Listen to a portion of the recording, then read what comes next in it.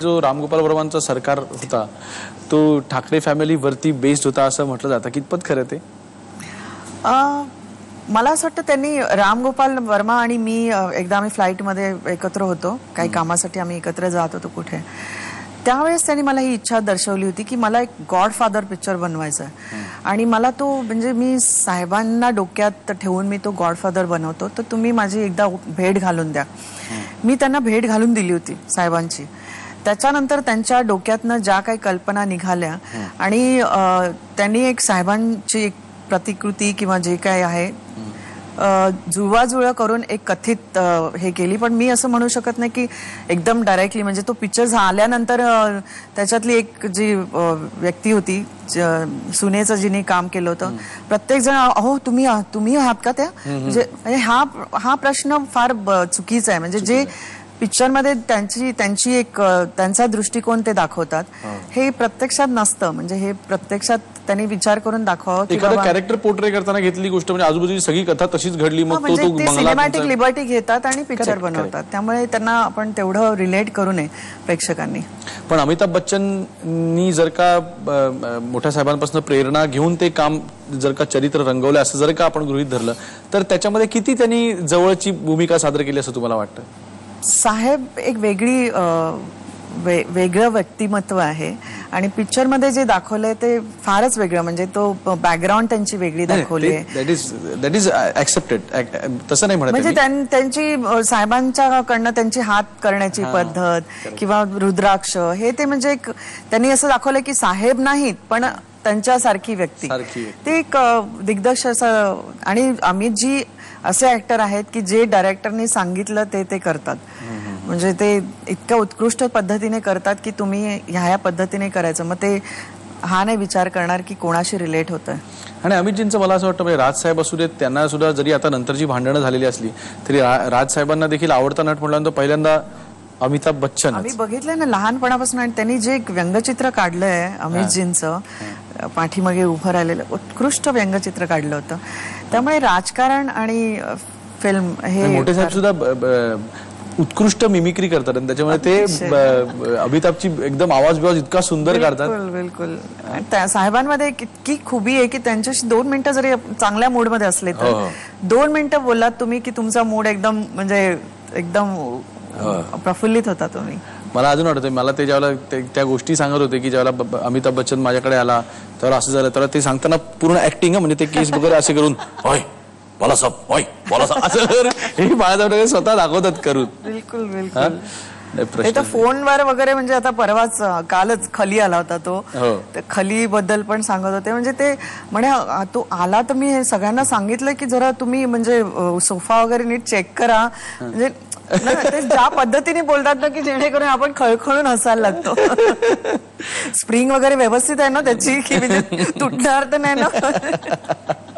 जो त्यांचा केस कापतो नावी त्याला सांगणार की माझी मिशा व्यवस्थित काप तू, कारण मला ते म्हणजे ते सुंदर स्त्रिया वगैरे येतात माझ्याकडे. म्हणजे ते एकदम इतक्या सहजतेने बोलतात. आणि तो म्हणजे तो कापणारा नावी म्हणजे तो एकदम 2 मिनिटं असा होतो की अरे बाळासाहेब. पण ते सगळ्यांना ईज करतात म्हणजे अशा गोष्टी बोलून ना भयंकर. स्मिताताई, या सगळ्या आजारपणामध्ये एखादी गोष्ट, एखादी व्यक्ती, एखादा विश्वास की ज्यांनी सपोर्ट केला सगळ्यात जास्त? एक तर पहिली गोष्ट परमेश्वर. ज्या क्षणाला मला हे कळलं माझी पायाखालची जमीन सरकणं वगैरे असलं काही नाही झालं. कारण प्रोडक्शन केलेल्या बाईला ही एक फारच क्षुल्लक गोष्ट वाटेल असं मला वाटतं. पण मी पहिल्या प्रथम आधी डॉक्टरांना विचारलं मी नक्की याच्यातनं बाहेर पडणार ना, तर मी सगळी ट्रीटमेंट घेते. पण तुम्ही तुमच्या याच्यासाठी फायदा म्हणाला हो बाहेर पडायला आणि नंतर काही नाही झालं तर मी मानगुटीवर बसणार तुमच्या. मी सोडणार नाही तुम्हाला. मला ठणठणीत बरी करणार असेल तर मी याच्यात उतरते. पण या सगळ्या प्रवासात मात्र एक गोष्ट झाली की ज्या दिवशी माझी बायोप्सी झाली त्या दिवशी मी एक छोटीशी डायरी घेतली आणि त्याच्यात रोजच्या गमती जमती लिहायला लागले.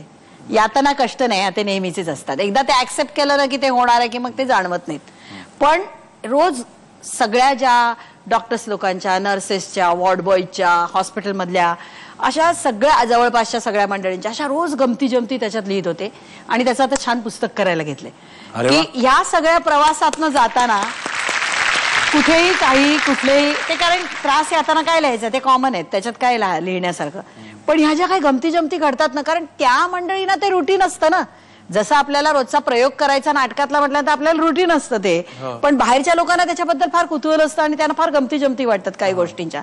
तशा आता मगाशी हा गाण्याचा विषय निघाला ना, अरे ज्याने माझी बायोप्सी केली ना, तो त्या डॉक्टरला गायची सवय होती रे. म्हणजे मला अॅनेस्थेशिया देऊन बेशुद्ध करायचा प्रयत्न करतात आणि ते इतके बेसूर गात होते. अरे मी तेच म्हणतो, चांगलं गायची सवय म्हणजे चांगली गोष्ट आहे. अरे हो, पण ते बेसूर म्हणजे मला अॅनेस्थेशिया चढे ना. मी म्हणणार नाही, असं नाही करायचं, आम्हाला चालेल. आणि मी त्यांना सांगत होते, हो डॉक्टर तुम्ही खूप बेसूर गाताय. ते म्हणे हो मला सुद्धा कळतं तसं, खूप लोक सांगतात, पण काय करणार, मी बायोप्सी करताना तल्लीन झालो ना की माझ्या तोंडात ना एकदम सूरच येतात. शेवटी त्या माझा असे हात धरून ठेवले होते त्या वॉर्ड बॉयने, आणि मला काय तो अॅनेस्थेशिया चढे ना आणि त्यांचं गाणं संपे ना. मी त्याला चिडून बोलवते, हो त्यांना सांगा ना गाऊ नका म्हणून. तर तो म्हणाला आमचे ते बॉस आहे, तो असं सारखं नाही मी बोलू शकत. तर अशा सगळ्या गमती जमती त्याच्यात मुद्दामून घातलेत. स्मिताताई, आम्हाला एक उडत्या पक्षाने येऊन असं कानात सांगितलंय हळूच की तुम्ही संगीताचं शिक्षण देखील घेतलेलं आहे. शाळेमध्ये असताना. हा, आपण शाळेमध्ये असताना पोहायला शिकतो, पण आपण विसरत नाही कधी पोहणं. असं म्हणतात. मी स्विमिंग पण शिकले होते, सायकलिंग पण शिकले होते, संगीत पण शिकले होते, पण आज तिन्ही गोष्टी म्हणजे मला घाबरायला होतं. आता आपल्याकडे सायकल नाही आणि जलतरण तलाव पण नाहीये, पण काही म्युझिशियन्स आहेत. आपण गाण्याबद्दल बघूया की स्मिता ठाकरे ह्या किती चांगल्या गायिका आहे. कारण मी जज आहे, मी मार्क देतो. बेसिकली मी जज आहे. मी सांगते तुम्ही 0 द्याल. सुनने वालों, सभी सुनने वालों को अवधूत कुमार का प्यार भरा नमस्कार. और आपके सामने अब आ रही है मलिका तरन्नुम, इस जहाँ की हमारे ऑर्केस्ट्रा की बहुत अच्छी कलाकारां मी जाते. स्मिता जी, स्मिता ठाकरे. इम्पॉसिबल. इम्पॉसिबल. गाव नाही, खरंच नाही. मला या मंचावर माझं हसं करून घ्यायचंय का? ठाकरे आडनावाने एकदा शब्द दिला ना, शब्द फार महत्व. मी दिलाच नाही ना. दिला मगाशी त्यांनी दिला की नाही. हो हे बघ केवढे सबूत लोक आहेत बघा. हो एक दोन लाईन आम्हाला ऐकायचंय. अजीब दास्ता है ये, कहाँ शुरू कहाँ खत्म, ये मंजिलें है कौन सी, ना वो समझ सके न हम, मुबारकी तुम्हें कि तुम किसी के नूर हो गए, किसी के इतने पास हो कि सबसे दूर हो गई. अजीब दास्ता है ये, कहाँ शुरू कहाँ खत्म, ये मंजिलें है कौन सी, ना वो समझ सके न हम.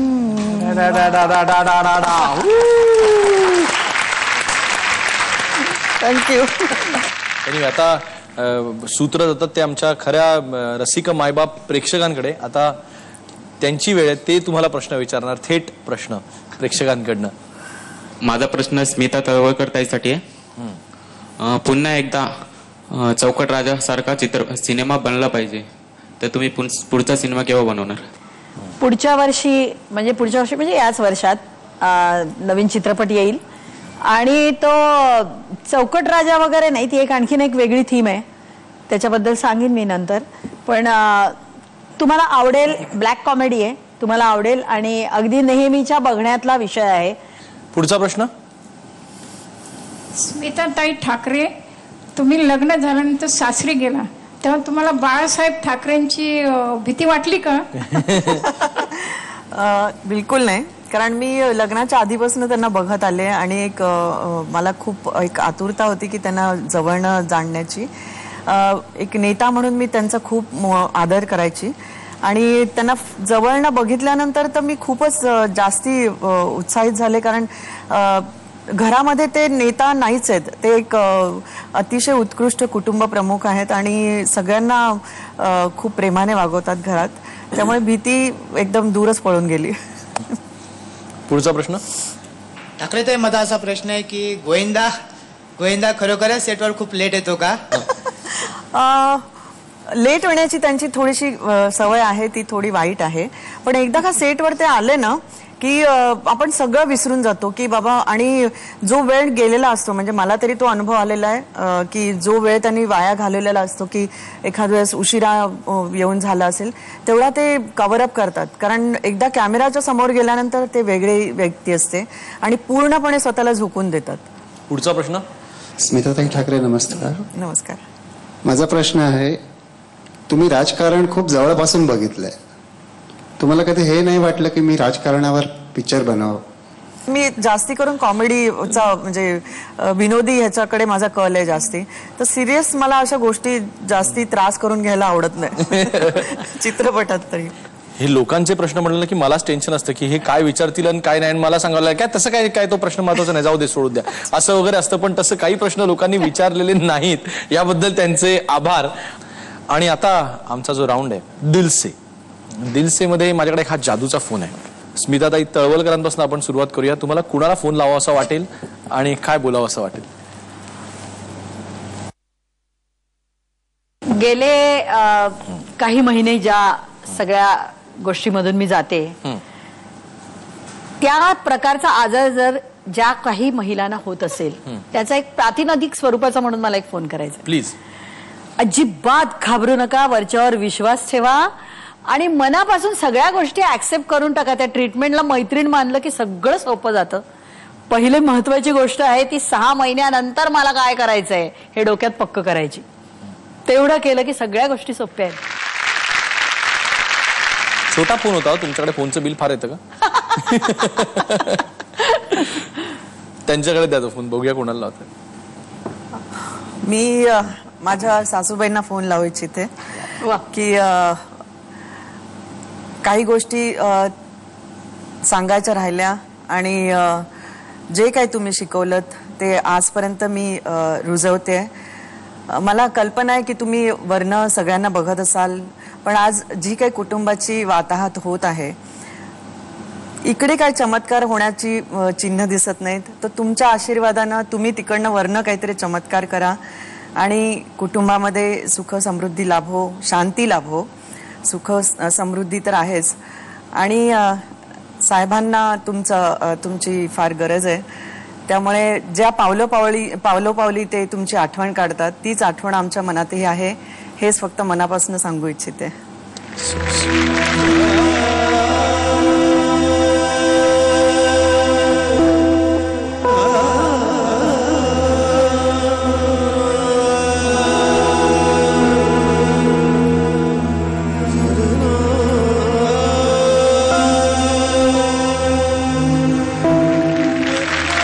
आणि आता वेळ झालेली आहे ती रॅपिड फायर क्वेश्चन्सची. स्मिताताई तळवलकरांपासून आपण सुरुवात करूया. आवडती मालिका अवंतिका की लज्जा? काय रे, मोठा मुलगा आवडीचा की धाकटा मुलगा असं म्हटलं तर काय? यही तो है रॅपिड फायर का मजा. अवंतिका. आवडता चित्रपट काय विचारणार सांगा?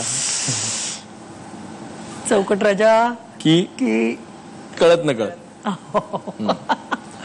पुन्हा तेच ना, काय रे बाबा, परीक्षाच घेतो हा. चौकट राजा. आवडता दिग्दर्शक कांचन नायक की संजय सुरकर? कांचन सुरकर असं मुक्तीने दिलं होतं तसं. कांचन सुरकर नाही, संजय सुरकर. सही रे सहीच्या जे भांडण झालं त्याच्यामध्ये लता नार्वेकर बरोबर आहेत का सुधीर भट बरोबर? बरोबर आहेत का असं मला नाही सांगता येणार, पण सही रे सहीला लता नार्वेकरच नाव लागतं. सही रे सही असं म्हटलं की समोर लता नार्वेकर किंवा चिंतामणी थिएटर हेच नाव लागणार. आता स्मिताताई ठाकरे. आवडती राजकीय व्यक्ती ममता बॅनर्जी की मायावती? ममता बॅनर्जी. उत्तम धनुष्यबाण चालवायला लक्ष कुठे हवं, हाताकडे की घड्याळाकडे? घड्याळ कुठे आला धनुष्य? म्हणजे हात कसाही असू शकतो ना. तुम्ही असा दाखवताय, आम्ही असं. कोणतं आडनाव लावायला आवडतं, चित्रे की ठाकरे? प्रत्येक स्त्रीला मला असं वाटतं की लग्नाच्या आधी आपल्या आईवडिलांचं नाव आवडतं, पण आपली संस्कृती आपला जो धर्म सांगतोय त्यामुळे लग्न एकदा झाल्यानंतर सासरचं आडनाव लावायला प्रत्येक स्त्रीला आवडायला हवं. आवडता नेता राहुल गांधी की राज ठाकरे?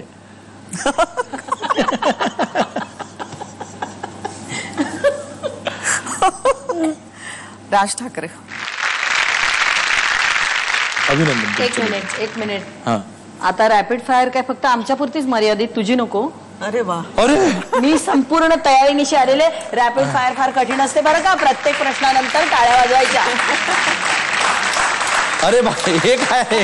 हे काय वगैरे नाही, हे नाही. आम्हाला समोर बसून ऑकवर्ड करायचं नाही, याची पण उत्तर आम्हाला मिळायला हवी. बापरे.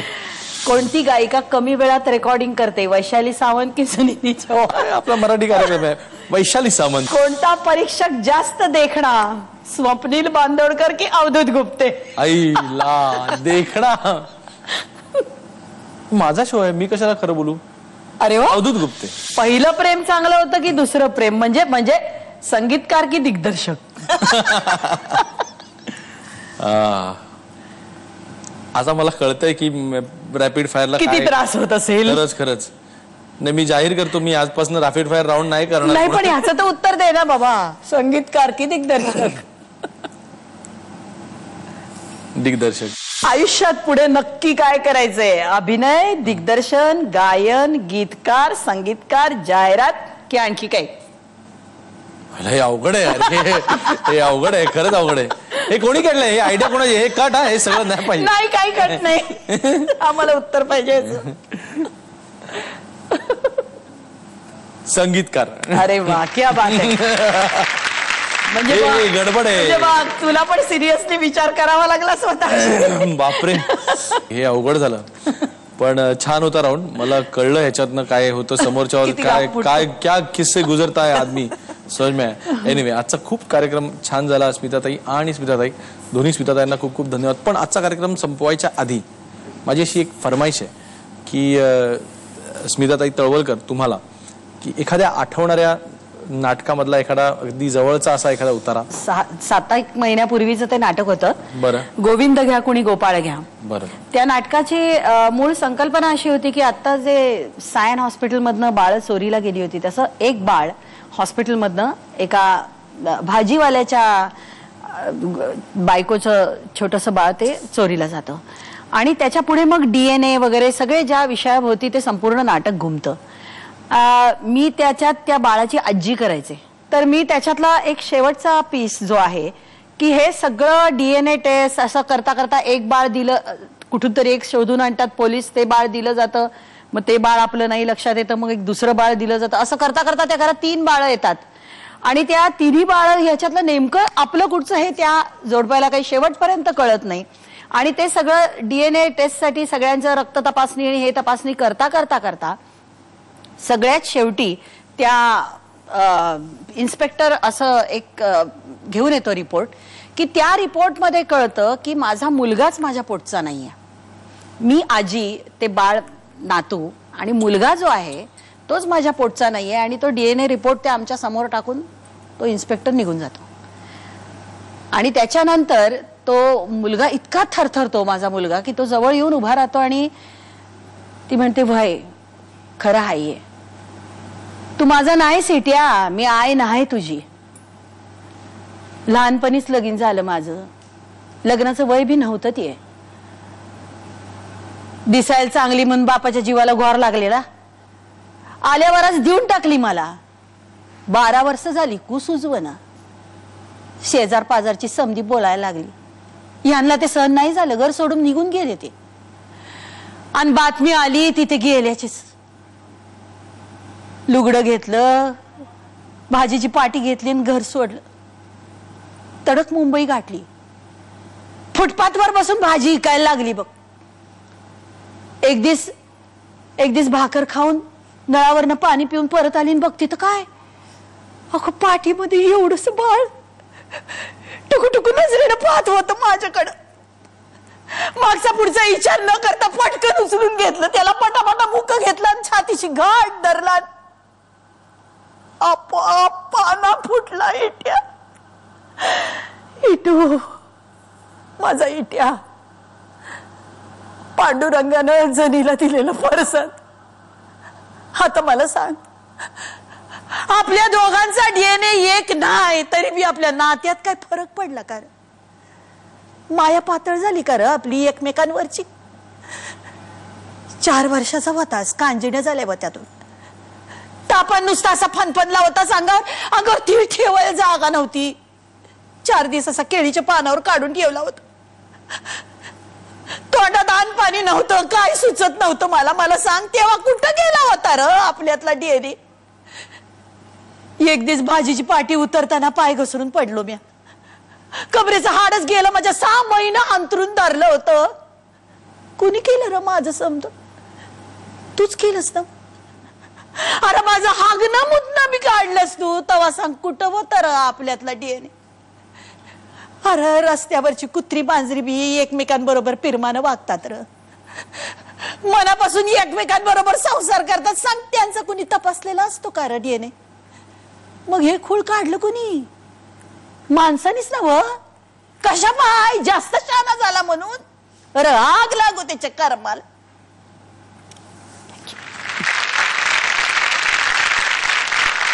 स्मिताताई, ताबडतोब रंगभूमीवर आम्हाला तुम्हाला बघायचंय. ताबडतोब सिरियलच्या प्रोडक्शन मधनं परत लज्जा आता जाऊ दे, आता पुढची पण सिरियल आम्हाला लगेच पाहिजे. ताबडतोब नक्की करूया. आणि स्मिताताई ठाकरे, तुम्हाला देखील खूप खूप शुभेच्छा. एक आठवण म्हणून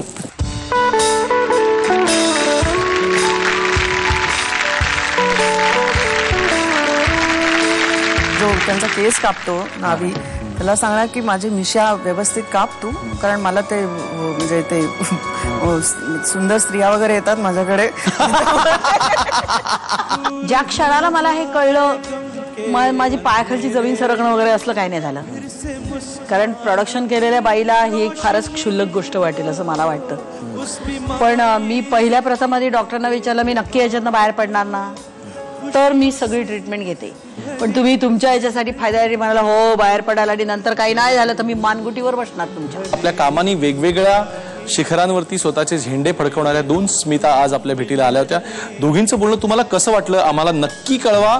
आमचा पत्ता आहे Khupte Tithe Gupte, Zee Marathi, 135 continental building, doctor Annie Besant road, Worli, Mumbai 400018. पुढच्या भागांमध्ये तुम्हाला अशा कोणत्या कोणत्या व्यक्तींना भेटायचं ते देखील आम्हाला जरूर कळवा. पण त्यासाठी कायमच नेहमी दर शुक्रवार शनिवार पाहत राहा तुमचा लाडका कार्यक्रम fair and lovely खुपते Tithe Gupte.